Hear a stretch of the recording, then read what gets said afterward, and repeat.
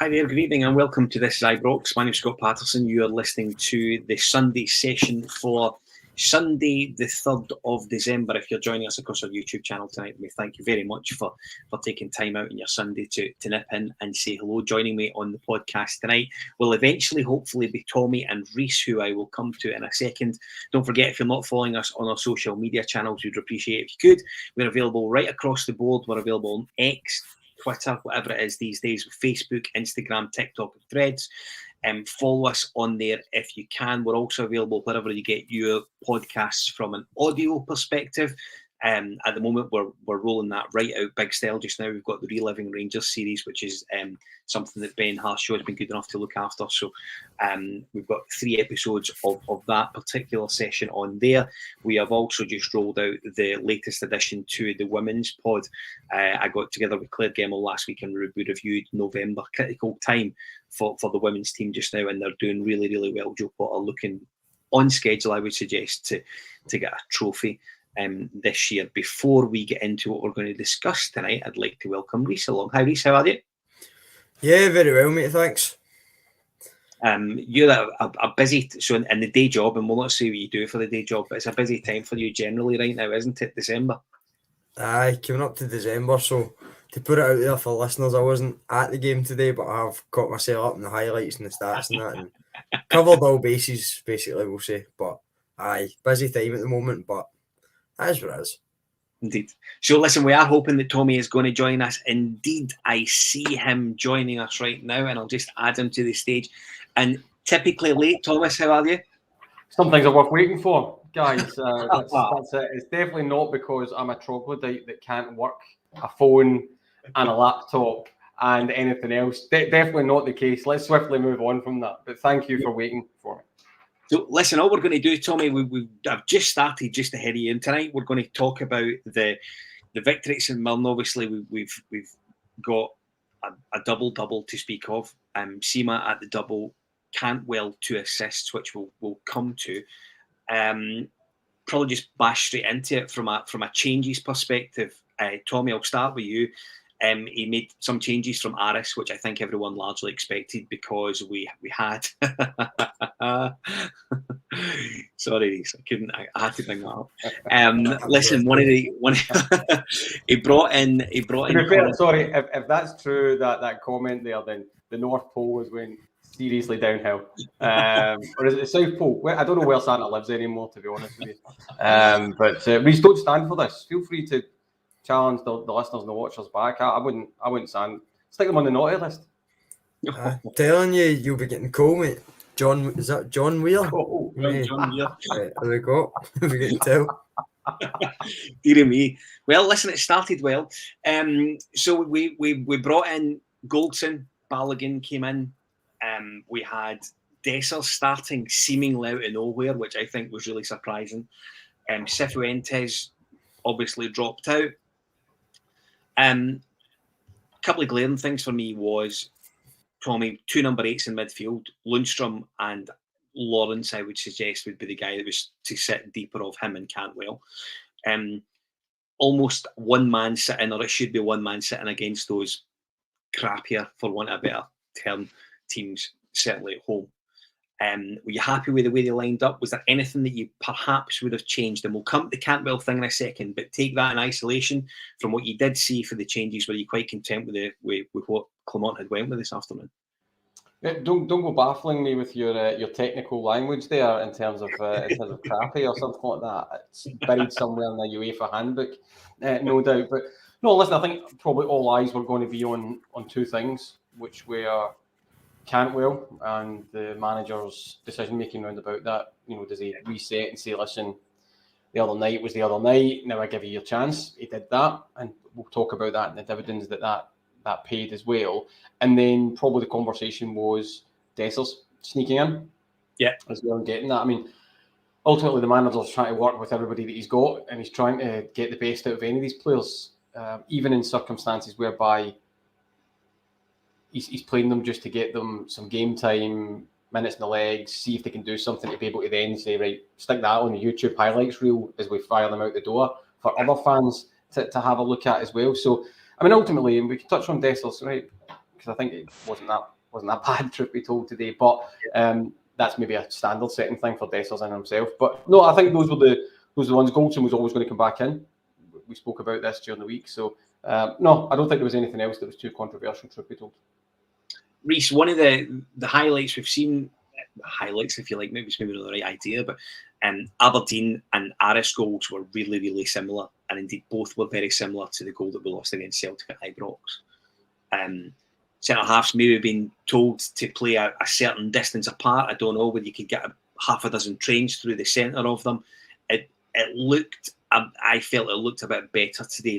That sort of, I don't want to say togetherness, because I still have a bit of concern that it's Liam Balogun that's playing beside Connor Goldson, who, if you remember right, I'm sure when he was brought in, there was no danger he was being brought in to be a starter every single week. I think he's now worked his way right to the top of the pile and is effectively Connor Goldson's sidekick in there.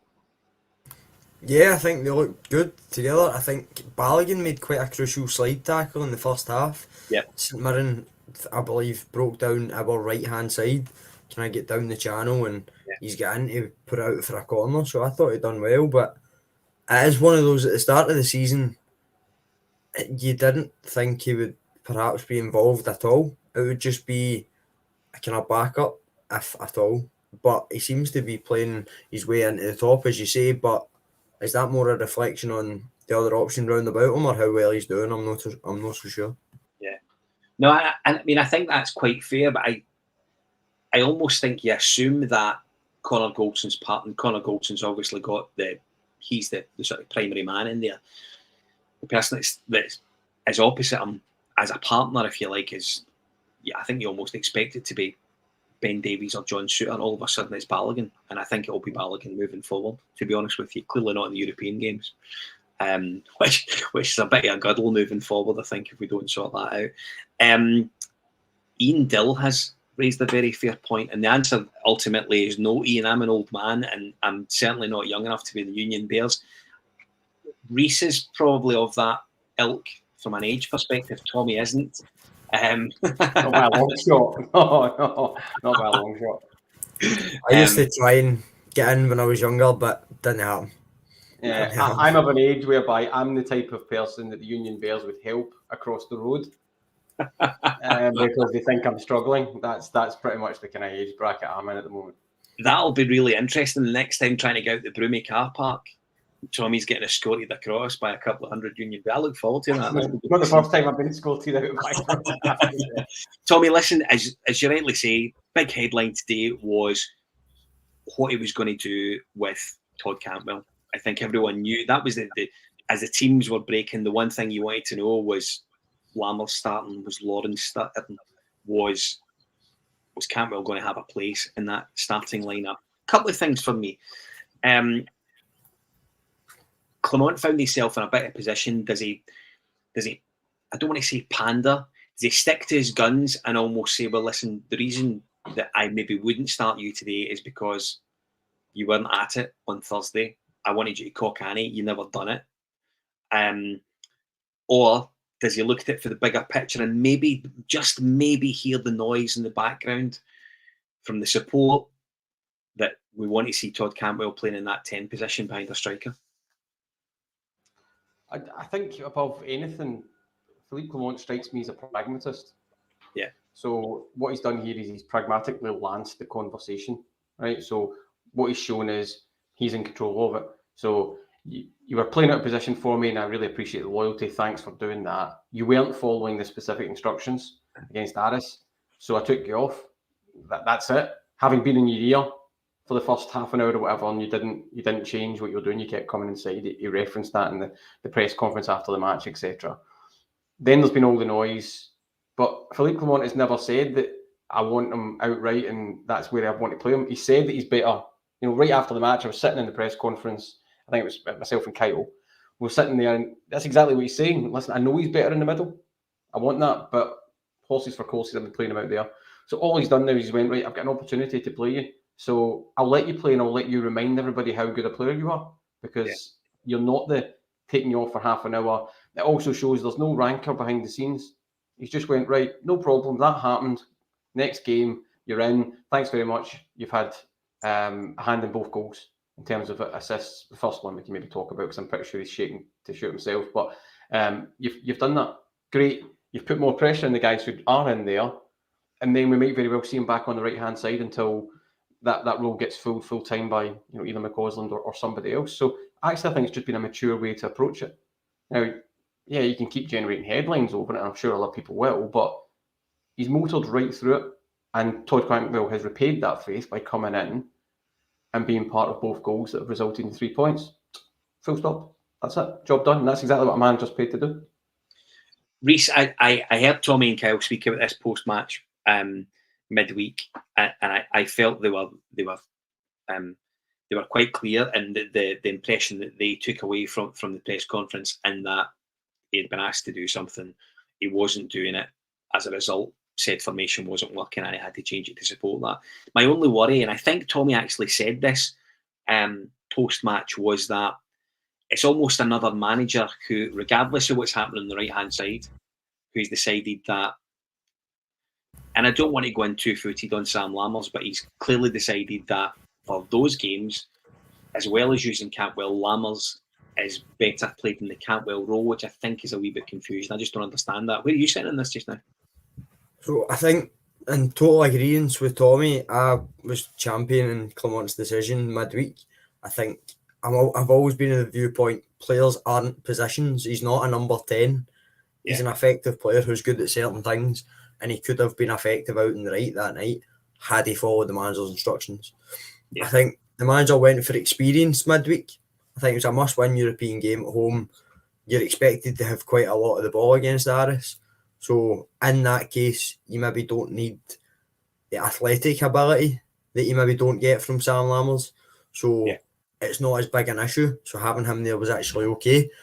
But I think, as we said, it made a massive difference today having Cantwell there.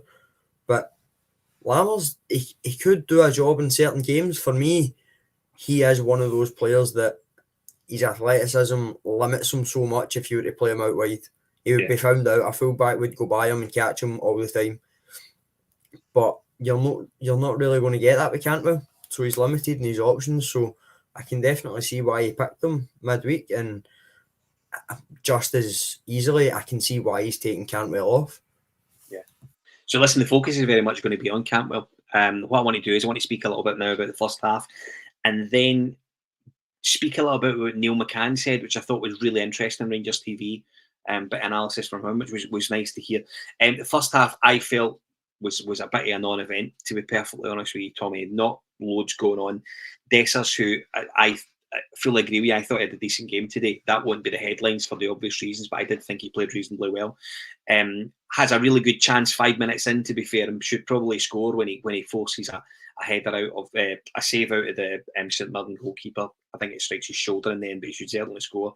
Sima shortly after has a header that goes over the bar, and you think, goodness me, it's going to be one of these days. Tommy, I've said before, Rangers have always had this habit of having goalkeepers that make big saves at big moments in the game, and nothing each. Jack Butland makes a really good save, long rake and drive from the Boyd Munce that plays with them, and it's going right into the bottom corner without any debate, and Butland manages to get down, stretches out his right arm and turns it around the corner. That's a huge minute.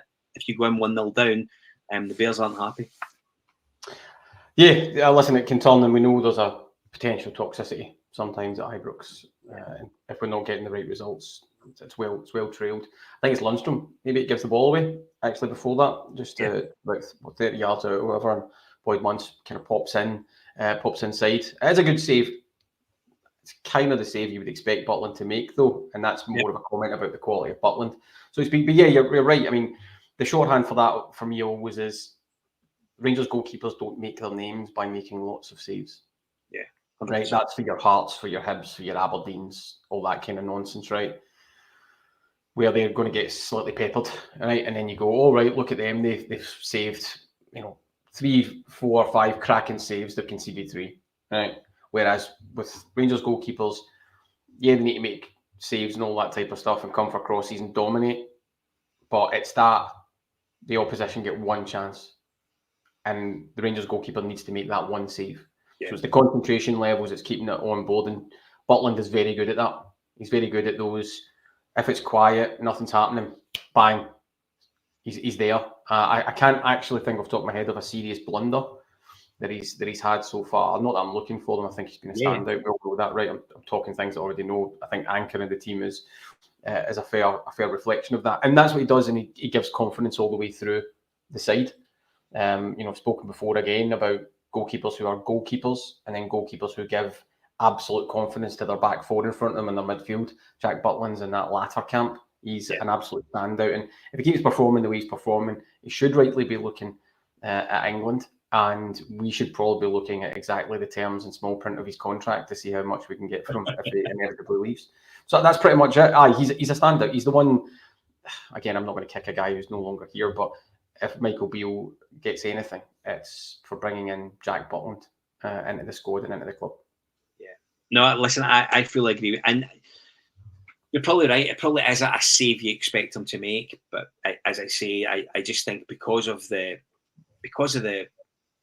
timing of it, 5 minutes before half time, do you know what I mean? There's no doubt if St Mirren score that close to half time, they just shut down. Robinson puts them into a 5-5 and sees them out to half time. Reece, we were lucky enough that we did, of course, break the deadlock right in the stroke of half time. It was good work by Cyril Dessers, we have to say. Sort of cut it inside to Cantwell, who found himself sort of a couple of steps on the ball, and he's right into the box. And I think Tommy alluded to it as well. He's just getting ready to pull the trigger on it, and Sima sneaks in out of nowhere, and it's a cracking finish, 1-0 up. And Sima at that point, I'm kind of in the middle with Sima, to be honest. I really like him, but sometimes you just look at him, he looks a bit clumsy, he just doesn't look quite at it. I felt today we saw the version of Sima that you would quite like us to maybe make moves on to push a permanent deal through. Definitely. I think if the move's feasible, you make it. It's just whether it is feasible that's the actual issue there. But I think he always looks our out ball. He always looks like the one that you can aim for with a cross, the one you'll try and find with a pass down the line. He looks like he's always that one that you're most content giving the ball to, rather than most other players in the team who you think either lose it or waste it. Yeah. So I think he did deserve his goal, and for me, I just like the fact that he just blasted it. He wasn't leaving anything to chance. It wasn't, because how many times have you seen that situation where when Cantwell's got the ball like that and he lets it run across and then he cuts back and then he cuts back again, and before you know it, he's got 4 defenders in front of him. He blocks it out, or we end up passing it sideways and it just fizzles out. So he actually go and just take action and go, nah, right, there we go, bang, goal. Right at the perfect time to do it as well before half time. Yeah, the time of the goal. Sorry, just to take that in a slightly different direction with both of you, right? Interested with people in the comments as well. So Sima's what, 22? Yeah, I think so. Not far off that, yeah. Yeah, younger than me. Oh, there you go. I'm not going to tell many Scott, we won't tell them how many decades we've got on both of them, right? That's for goodness sake, it's all a brave new world to me at this point, right? This is Horlicks, right? Horlicks and Ovaltine mix of my own making, right? I'll be going to my bed right after this. So part of that's true. Anyway, we'll swiftly move on. Right, so the point being, he's 22. There's talent in there without a shadow that I really like. Abdallah Sima. If you go with, let's just take Transfer Market, we could pick any sort of scouting website or market website that says he's worth €6 million, right? Current, right? Highest has been 11 and all that type of stuff. Would you pay $6 million for him? Now, the club are interested in him, right? I can tell you that. As part of a wide-ranging conversation that happened with Brighton in terms of looking at their scouting network and what they do behind the scenes and all that as well, because there's a good relationship between both clubs. Do you spend $6 million on him if you can get him for $6 million? So I think you do. I think one of the main reasons you do it is more of a reflection of the current market just now. You're not going to spend sort of good money. Or the difference is you're not comparing apples with apples. The money we're going to spend we're not going to spend a huge deal of money on one player. I know $6 million would be, but when you compare it to $6 million maybe down south, it's a piddle in the water, to be perfectly frank. So I think if there's an opportunity to buy him for $6 million, I think it'd be a good bit of business personally, and I think he's young enough that you could still motor him through maybe a bit of development. Reece, what do you think about It comes down to opportunity cost for me. Yeah. I'm the world's biggest pragmatist when it comes to actually pushing the button on who we sign. Yeah. I would constantly be wary that I'm missing out on another option and that the money's being less efficiently used. But at 6 million, immediately I would start kind of balking at that in a bit. I don't know. I don't think 6 million's like great value at all. I think if you sell him, I don't think there's much chance we would sell him for more than we sold Joribo. That's fair. Yeah. I mean, I don't know about that. I don't know about that, guys. And I do notice that it's an interesting conversation. I should say the €6 million figure, off the top of my head, I can't convert that. That would be what, 5.7 million British pounds or whatever in there somewhere. But figures might be slightly off. But, you know, I'm interested because I think he's a stick on, right? I think if you get him to that, I think there's development money there and there's an ability to get more out of him. Although, Reece, I take your point well on. I'm interested to see John and Weir and Ian Dill saying no, not for him. I think he's one of the best kind of performers in the squad. I really do. I think he's dangerous. He can play through the middle. We've been asking him to play off the left quite a lot. But at 22, I think he's somebody that could be earmarked to then go on and make us a profit. And the reason I bring it up is we should be looking at those types of players as well. Finding players who then accelerate for a season or two and we sell them on. It's interesting, but I get your point, Reece. Let's say it's a hypothetical. Everything comes back to how much can you get them for. But I just wanted to understand where everybody was on that. Do you know something? That playing him through the middle is a really interesting concept because ultimately we've not really seen him play through. I would be really interested to see how he plays as a centre forward, not someone that's coming like an inside forward, dropping into assist a Danilo or a Dessers, or Kemar Roof. Remember him? I would like to see him get the opportunity just to play in there. Do you know what I mean? Let's see what he's like. I've no doubt that maybe that's his preferred high peak. I've no doubt that's maybe his preferred position to play through the centre. I'd be very interested to know if it's something that we'd, because if they put it like this, if Danilo's injured, I don't think there's any danger that Sima's going to be given the opportunity to play through the middle. It's going to be a Dessers or a Roof. I don't think you're instantly going to see him converted into that striker. So if he's seen it as a left-sided player, 6 million to spend on a guy to play out there maybe becomes a bit more of a risk. And I know Ian has brought up Shankland. I don't want to go down that rabbit hole again this early in the show, to be perfectly honest with you. Listen, what I do want to do is, that was incidentally, that was Sima's 10th goal of the season. Double figures. Yep. His first goal today was his 10th goal of the season, so he can be quite rightly, I would say, really quite pleased with his input to how things are going so far, which will be interesting to see if he doubles that. If he doubles that, and I think Ian Dill had suggested in the comments that he reckons he'll get 20 goals this season. I think he's on target to get that as things stand just now, but much will depend on how he's used between now and the end of May and how successful indeed the club continue to be. Listen, I'm digressing a little bit. Half time came in the studio, Rangers TV. One of the things that Neil McCann brought up, which I found really, really interesting, was the positioning, Tommy, of Cantwell. Cantwell, as I say, was primarily the main focus point, regardless of Sima putting us in the lead so close to half time. And McCann was quite surprised at how deep Cantwell was still coming to retrieve the ball, and indeed referred to a couple of moments in the first half where he was sitting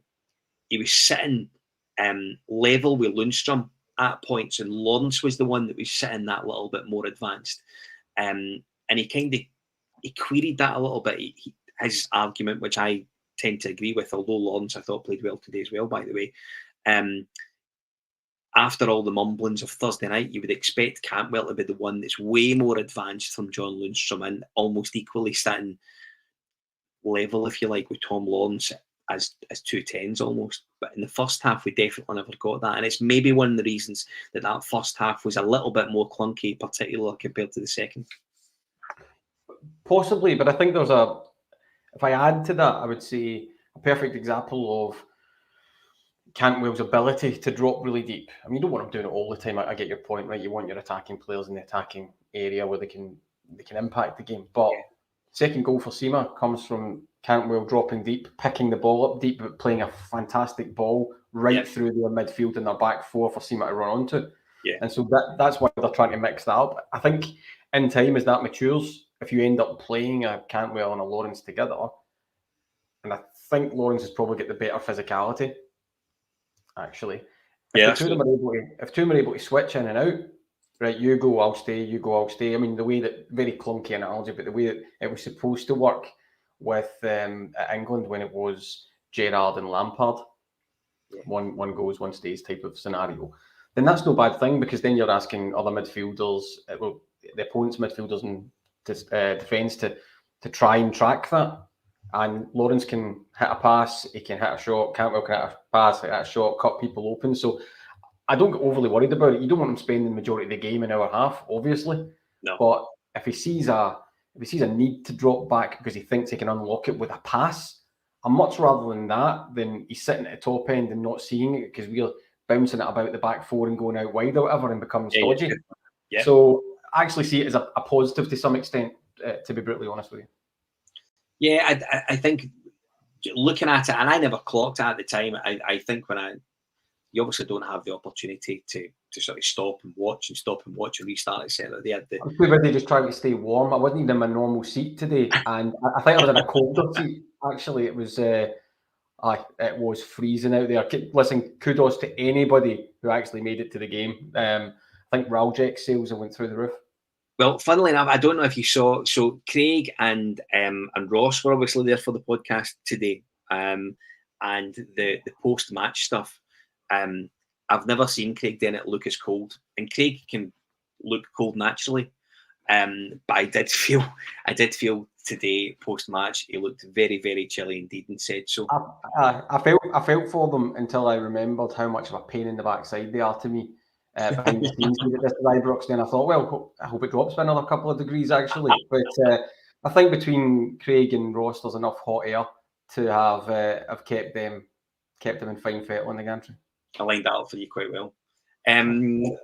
Second half, let's break into the second half. Again, I didn't think there was a huge amount to report on the second half. This wasn't a fantastic game. I didn't think particularly. 2 saves within 5 minutes. The St Mirren goalkeeper has to make one from James Tavernier and one from Cedric Dessers, as we are on the hunt for the second. That second one comes, Reece, on 70 minutes, 20 minutes from the end. And Tommy's right. And we all remember that Scott Allen pass that almost got him nominated for the Ballon d'Or.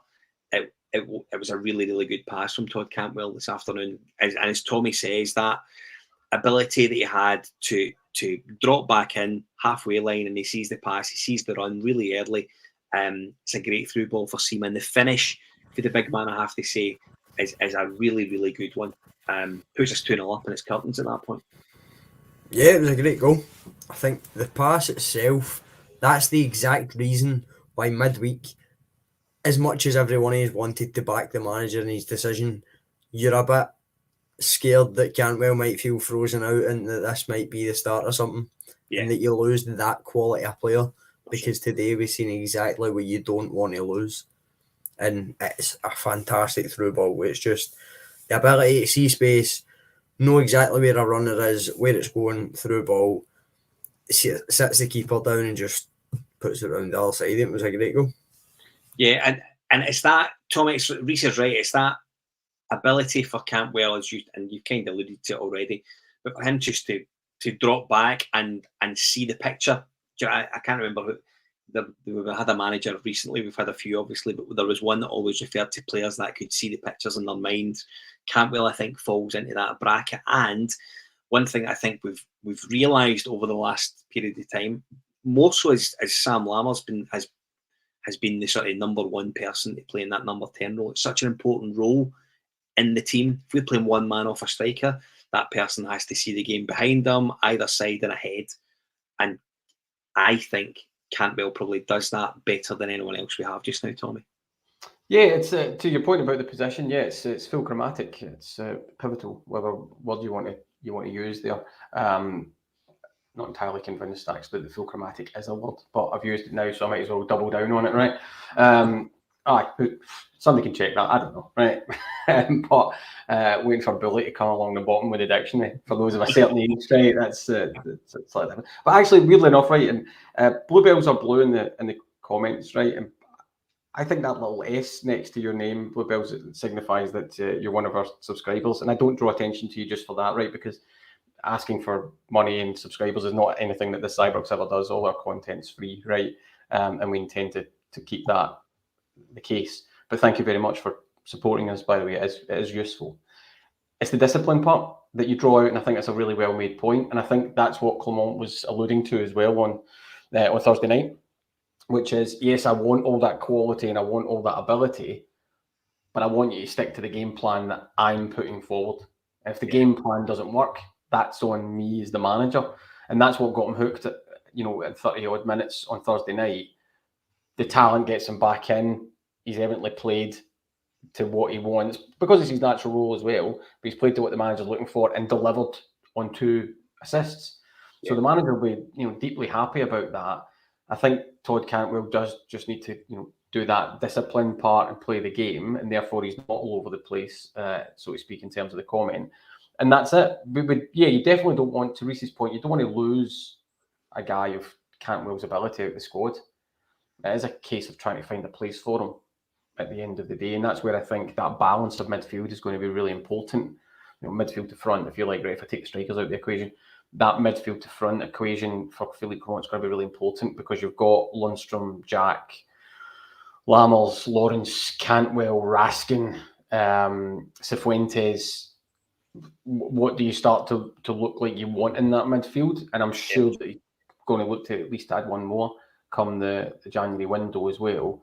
So there's a couple of changes in there, and that could necessitate somebody else leaving as well. But yeah, I think Cantwell, did exactly what he had to do today, which was the job that he's really good at, which was being an attacking threat and showing his quality on the ball.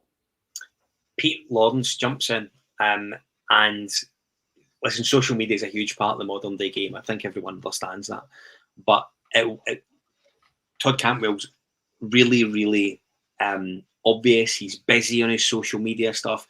It was no coincidence that since Thursday that was entirely canned. So I don't think there's any doubt that there was quite a serious discussion after what happened on Thursday. Indeed, Philippe Clement referred to it post-match, which we'll come to shortly. It could have been 3, of course, this afternoon. Lammers comes off the bench, has a great chance to score and make it 3-0. Doesn't, drags his shot sort of wide of the target. Reece, I think largely it was quite a successful afternoon on the pitch. Sima at the double, Cantwell 2 assists, playing in the position that naturally moving forward I think we all want to see him in. Ultimately 3 points, first competitive game of a very, very busy December, and that was what it was all about today. Definitely, I think it's a perfect result for having made subtle changes to the lineup that you would probably have said weakened us slightly, like starting Dessers over Danilo and introducing Leon Balogun, albeit he's performed really, really well this season. I don't think it's who most of us would have started in a full choice 11. So I think take him away for that with such a convincing win, to look relatively unscathed at the back and to resolve the Cantwell issue, it seems to have kind of removed any sort of question mark that might have been there after the last 2 results. Yeah, no, listen, you're absolutely right. As I say, I think everyone's very aware of just how busy December is going to be, how important it's going to be. There's obviously big games in there. Another big game comes on Wednesday night when we go to Tynecastle. Will not be a dawdle by any matter of means. But it's when he is going to have to cherry pick boys from positions, and he's going to have to move things around, I think, quite regularly in December, because he needs more wins than anything else for the month of December. I think there was probably a risk of him maybe getting away with the possibility of handling he could have got away with defeat in Betis. He doesn't have that luxury now. So he really has to win every one of these games as they come sort of weekend, midweek, weekend, midweek, moving forward. I want to just cover some bits and pieces that Craig and Ross captured at the press conference post-match. This is Ibrox. We're there today. A couple of headlines. Clement referred to the quality of passing, which was the key in creating the chances. He spoke about how St Mirren were quite stuffy, but he expected that almost. Referred to Thursday again with Todd Cantwell. Both were frustrated. He was frustrated with how it had went, and the player himself was frustrated, of course, at being brought off. Curiously enough, Cantwell agreed with Clement that he wasn't doing as he was being asked. So Cantwell clearly understood that he just was following instructions, which I think was where it all sort of fell on this rear end, to be perfectly honest with you. Tommy, I want to speak to you about Tom Lawrence. Really important player for us now. He's back. He's hit the ground running. He's getting game time. He's getting good hours under his belt, which I think is really important.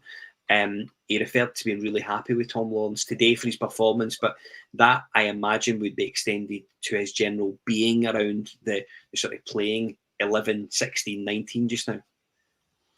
Yeah, I mean, getting Tom Lawrence back, I think, is pretty big. Actually, I think he will be a really important player, certainly second half of the season. Fingers crossed, no injury crops up again. He's a really good player, and he does a lot. He can work off the ball. He's got that physicality, but he's also got technical quality in his locker as well in terms of passing, range of passing, and finishing as well. We're still to see more of the finishing part. Yeah, hopefully that will come as well. But yeah, getting people back and getting them fit and getting minutes in the legs and stuff like that before what becomes, from a league perspective, the really important back end of this month and then into next year. And yes, we need to look at Hearts. I think it's Hearts at Tynecastle, then it's Dundee, Ibrox, then it's away base. Correct. And then it's League Cup final, right? And I said this on the radio the other night. I said it on a post-match as well. I'll say it here once again in terms of, yeah, we have to take one game at a time, and Philippe Clement's great at saying that. This team's current relationship with the fans hinges on the 17th of December. Yeah. In terms of, it won't naturally stick to Philippe Clement, although I was quite surprised to hear some people grumbling about him, and I saw some things on social media, which I realise is a very small kind of echo chamber, right? But saying, that was, that's a warning for him, and he's maybe not as good as we first thought. And you think, come on, give the guy a bit of a chance, right? He's dealing with a squad which has continually let us down. Let's not throw another manager on the bonfire here. But although I think I'm the wrong month for bonfire analogies, but hey, it is what it is, right? In terms of, if this squad via Philippe Clement can get a trophy in the bag, they win a lot more goodwill, because it's still in that relationship of, we turn up with best hope for this squad, but they don't always deliver. And so yes, they have to do that, but every result in every game in the lead up to that is important. If they could come out with having beaten Hearts, beaten Dundee, beaten Betis and secured Europa League football again after Christmas, and then win the trophy, then what a back end of December you've set up. Yeah, that's the kind of block of games there. Forget the Old Firm. I think we've got St Johnstone and Motherwell and Ross County and all that before that anyway, but forget the 30th. It all comes down to what we do in this block now between, it's the 3rd, so let's say the 4th of December and full time on the 17th. Yeah, no, I fully agree with you. That week, so the week after next, and Finn Fogel jumps in and says the Betis game doesn't matter, we will still be in Europe. And listen, I think that's a really good point. I think a lot of people have sort of looked down on the Conference League. Should we drop into that? There's a few decent teams in the Conference League if you dig about into it decently enough. True. Sorry to interrupt there. That's true, right? But and I get Finn Fogel's point. The counterpoint to that would be, or the counterfactual is, yeah, you're still in Europe, but you've dropped out of what was supposed to be your sort of qualification level. You've went, yes, you're still in Europe, but you've dropped out of something, you've parachuted out. I think that's a more palatable place if you parachute out of the Champions League into Europa. I still have I think we would look at that group and say we expected to perform better, particularly if we're beating Betis at home, which we did, and then not be able to get ourselves out of the group is maybe my point. I don't walk past Finn Fogel's technical, factual point here that we'd still be in Europe, but it's not quite the same as saying we had Europa League football into post or into 24, so to speak. Yeah. Listen, elsewhere, Reece, I'll come to you next. Elsewhere in the presser, the gaffer gave an update on a couple of guys that have been missing. Ryan Jack obviously goes away to the Scotland camp and comes back, and you just don't see him. He's not involved. He's gone. He's injured. Apparently not far away now. Maybe a good chance you'll see him, if not Hearts, potentially next weekend.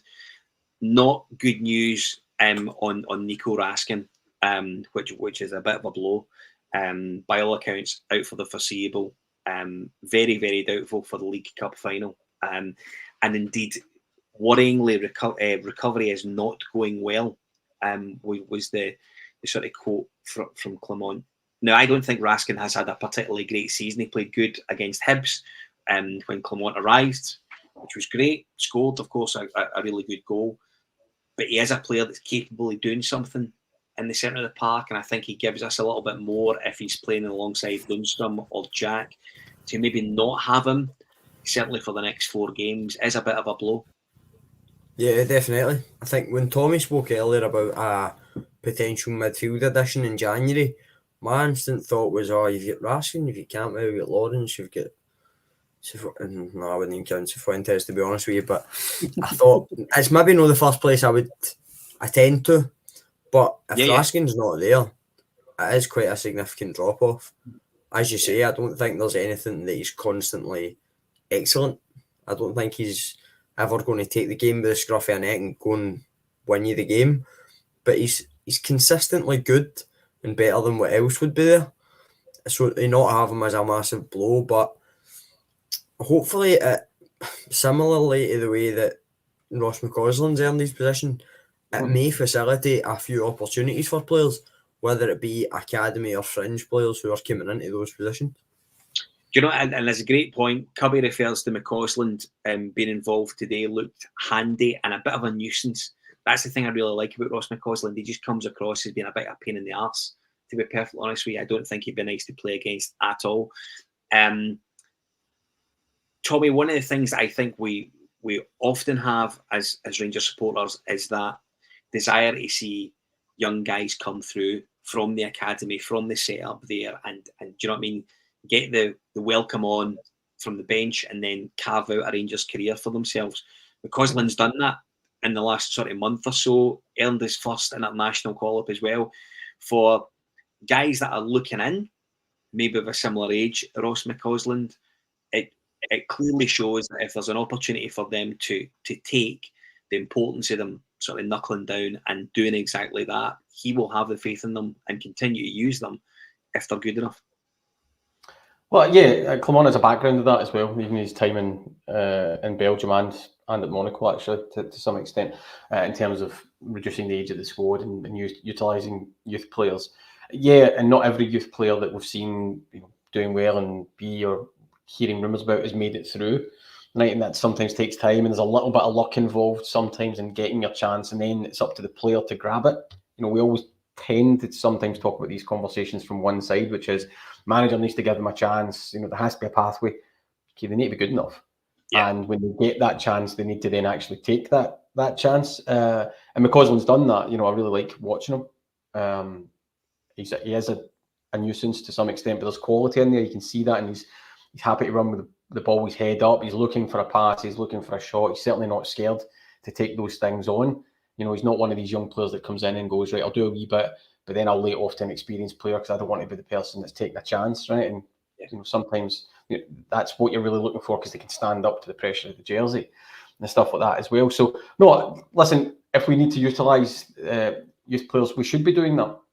We've got, I think somebody's referenced it in the comments there as well, we've got Lowry out at Hearts. That's maybe a different case in terms of some of the work that Lowry needs to do. But I still think that we'll dip into the market, if nothing else, because Clement wants to bring in his own people and turn the wheel on some of these underperforming ones. But yeah, if we if we can utilise our youth setup and get players who come in who grab their opportunity, then of course, so much the better.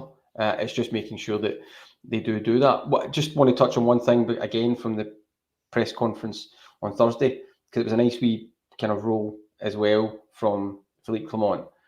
A lot of people might have missed it.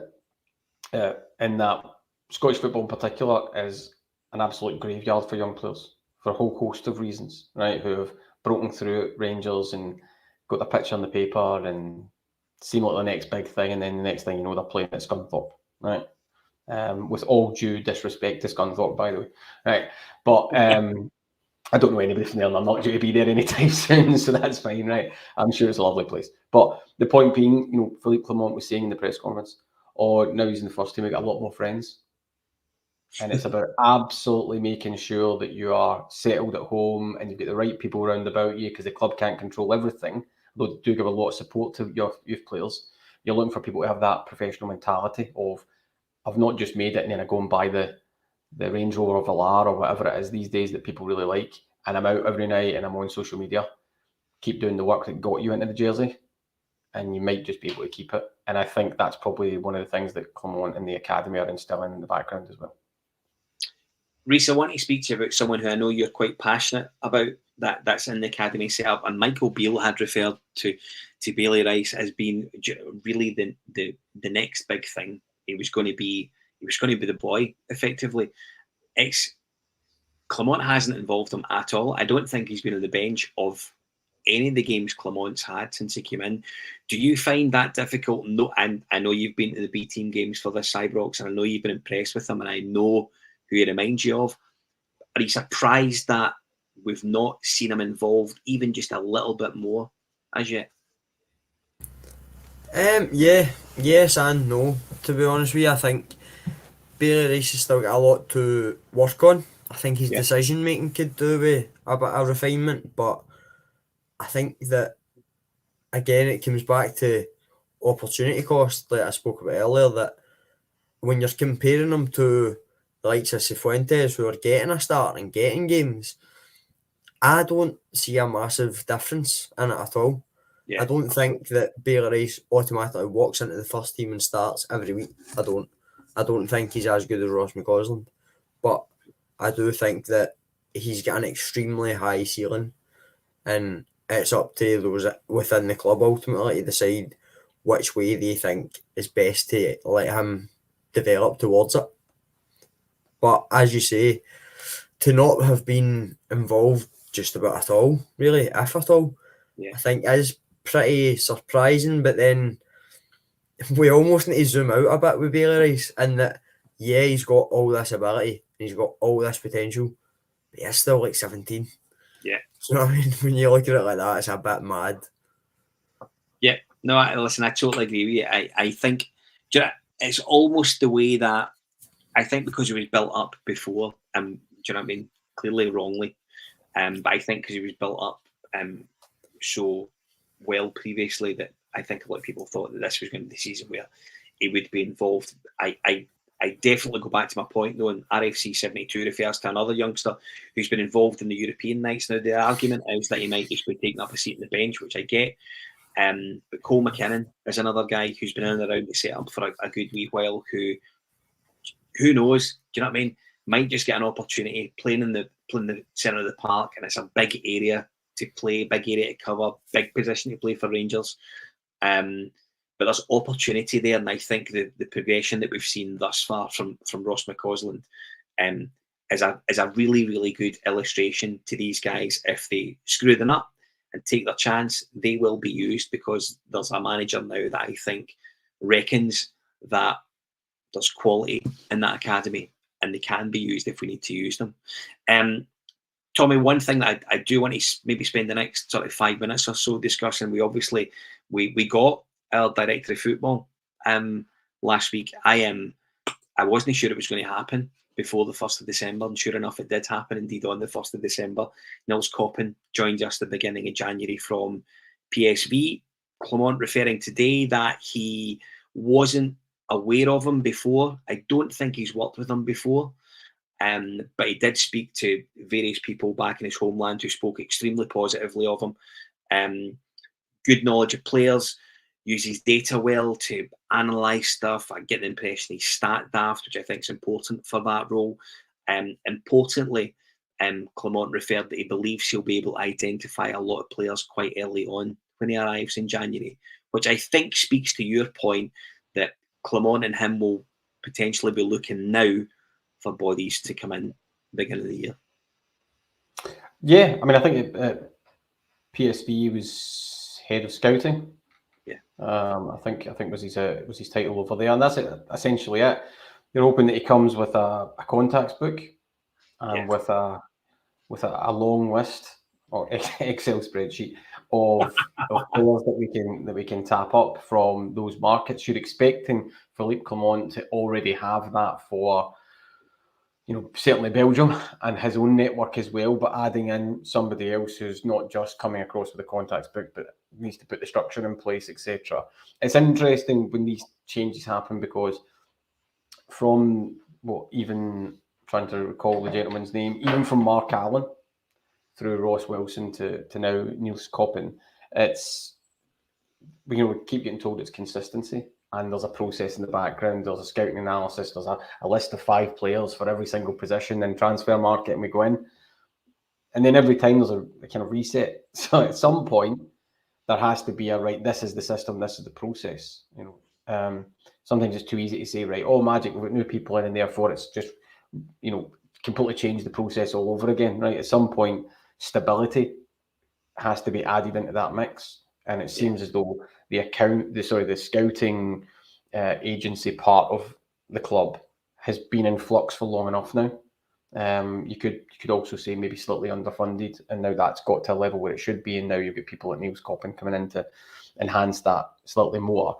And that's no bad thing, enhancement, as long as it's not just having to change it, and then the next time a new manager comes in, it gets changed again, and all that type of thing. So yeah, I think it's a good appointment. I have to admit that I don't have a detailed dossier on his background or anything like that. But in terms of some of the players that he's found at PSV, there are some good players in there. Yeah. And so looking to replicate that, anybody who can come in and be able to find players who can do a job immediately for a low level of spend, and or indeed then hit their potential peak whilst they're still in our books and be sold, is absolutely the way that we need to do things. We can talk about pillars or trading models or the requirement for operating profits and all that type of stuff from players. Money in, money out has to run the black, so to speak, and that's what you're hoping for these types of guys, that they come in and they find gems. Reece, one of the things that it's probably, I've got a very small brain, so I probably didn't get this, but would you be a little bit concerned that we never appointed a director of football as our director of football? So we've effectively brought in a guy who's never done the director of football role at all. And I know he's done the head of scouting role at PSV, and it may just be a language thing. We refer to director of football, sporting director, and we don't really know and understand what role means what. Do you know what I mean? What was Mark Allen doing? What was Ross Wilson doing? Maybe not a lot.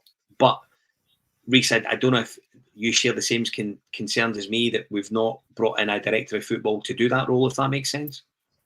So initially, probably, I would have thought sporting director of football would have been the title that we appointed. So to see director of football operations or the football recruitment or something like that, yeah.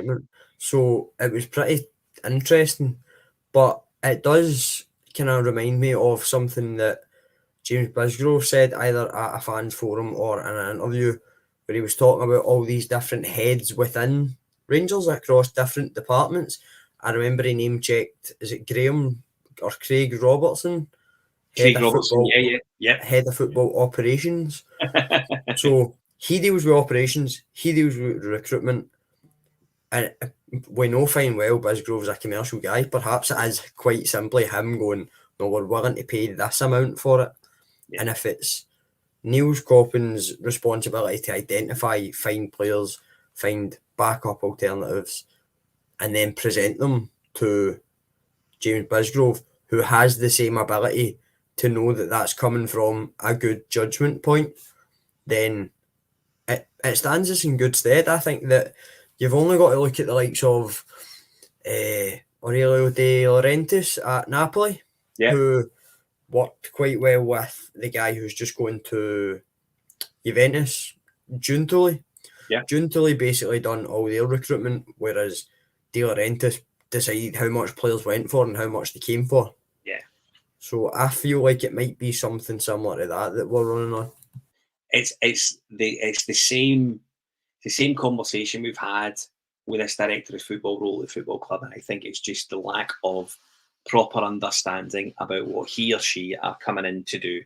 Tommy, you look like you're going to burst into something there. It was certainly not so long. Don't worry, everybody. No need to switch off just yet. Just remembering, unless I missed this, just re-clarifying for everybody. So Cobbin has been, he's been brought in, and his official title at Rangers is head of football recruitment, director of football recruitment. So that subdivision of responsibilities is really important. But his job, certainly from just the title alone, appears to be directly focused in on, right, well, what does the analysis, scouting, analytical side look like in terms of bringing players in and or I would imagine part of the wider trading model in terms of getting players out, etc. So because you've still got, Zeb Jacobs in there as academy director, Waller's in there, Dr. Mark Waller, I should say, is director of medical and performance. So it's just trying to understand exactly how it's set up, but it sounds, certainly from the outside and from what we hear internally, that Cobbin's main item in the entry is sort out our recruitment. We have to move away from the model of this is absolutely the manager's only responsibility, and the manager gets a bit of a blank check. Michael Beale, I'm looking at you, to go and bring in players that he sells the board on.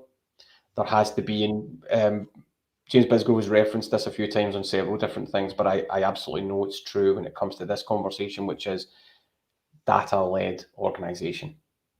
So if you want to bring somebody in, let's see the stats. Let's understand exactly what they can do, and then let's have a conversation about it. And as I say, it does tie in with what Clement said post-match today. He uses the data well, scrutinises the data, and will hopefully, all things being equal, use it to our advantage moving forward. Tommy, listen, it's always good to have you. I know you arrived late, but I'm glad you did. I'm glad you came on. Thanks for joining us tonight. Well, yeah, it's always nice to be. It's always nice to be brought on. And that's me. I can get back to my Horlicks and all that now, and slowly slide into Monday morning magic.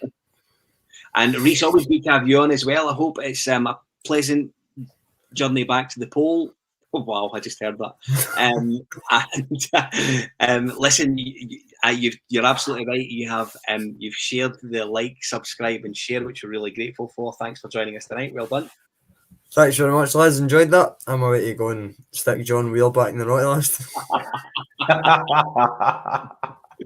Listen, don't forget, if you are following us across social media, we're really grateful for it. We would like you to continue to do that and indeed share with your pals. We're available on Twitter and Facebook, Instagram, TikTok, and Threads.